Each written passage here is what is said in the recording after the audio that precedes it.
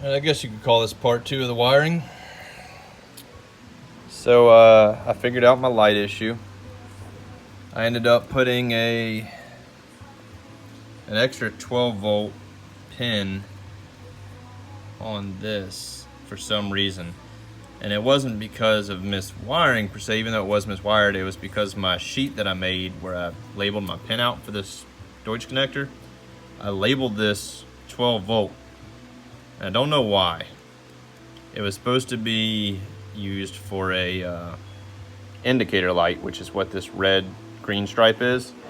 There's two bulbs behind this brake, which are this and this. And I'm using one of them for a shift light, and the other I'm leaving alone. I might end up wiring them both in as shift light, but I was thinking about using the other one as like a warning indicator for some reason, but I don't know what yet, so I'm leaving it be for the time being. If the time comes that I want to do that, all I have to do is splice this into that pin, and I'm golden. And I kept the wire that was fed into that so I can do just that if I want to.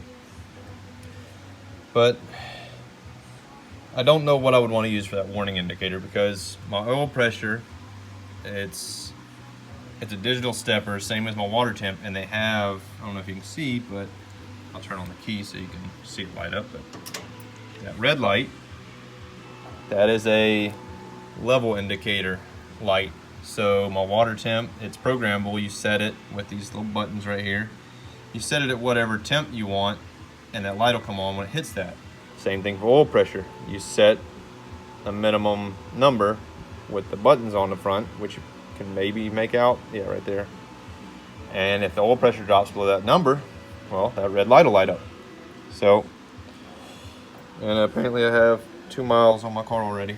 But anyways, the speedo is also programmable with this little button. I haven't really looked in the procedure, but it's kind of weird. You drive for, I don't even know how long. You drive so many miles and it somehow figures out the speed. I have no freaking clue. I should have thought about going with the GPS one, but it was way more expensive. But you don't have to mess with programming or speed sensors or anything like that. I'm hoping the speed sensor I have in my T5 is going to work out. But enough rambling. There's the beauties.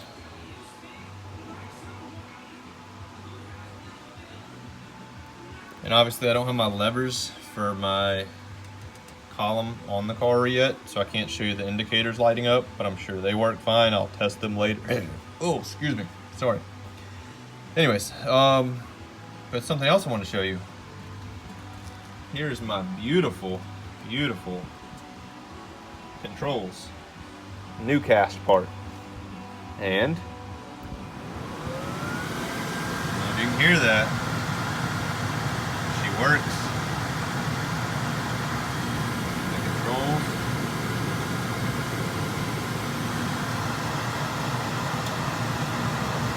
Changing, hopefully.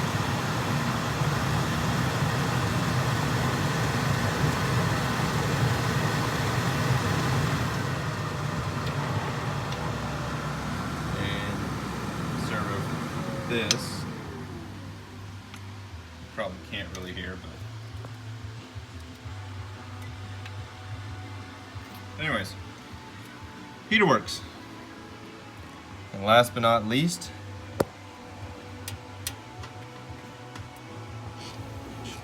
oh yeah, wipers work. My foot pedal down there is what I just hit, so the temp works and goes back to park. And then low speed, high speed,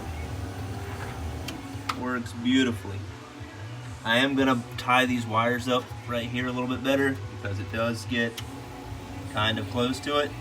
So I'll be zip tying those a little better. And then this bulk of wires here, I'll tie up to this bracket up here, which I don't even remember what this used to be used for, but I'm gonna run a zip tie around it and tie those up. I still have to run all my ducting for my vents. I'm probably not going to bother with that right now because, well, I still have to put the firewall in this, well, sorry, not the firewall insulation pad still has to go in the car. Don't have that yet. Along with that, I have to pull the AC and all that shit back out, and I don't know what of the wiring is gonna have to come loose to do it. I'll probably just pull these Deutsch bulkheads loose, and I don't know what I'll have to do with this up here, but it's gonna be a pain.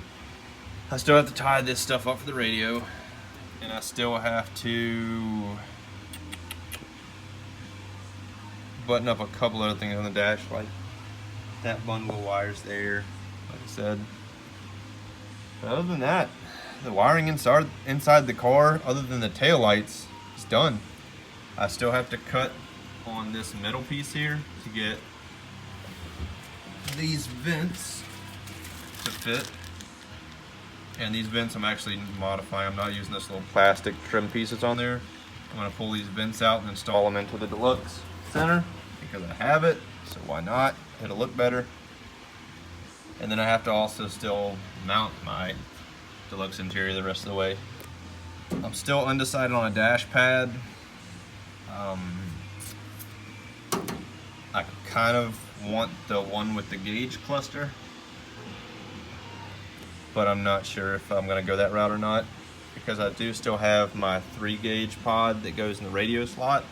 So I have to kind of figure out how many gauges I'm actually gonna be running along with what I have. Most likely it's gonna be boost pressure, air fuel, and probably an oil temp.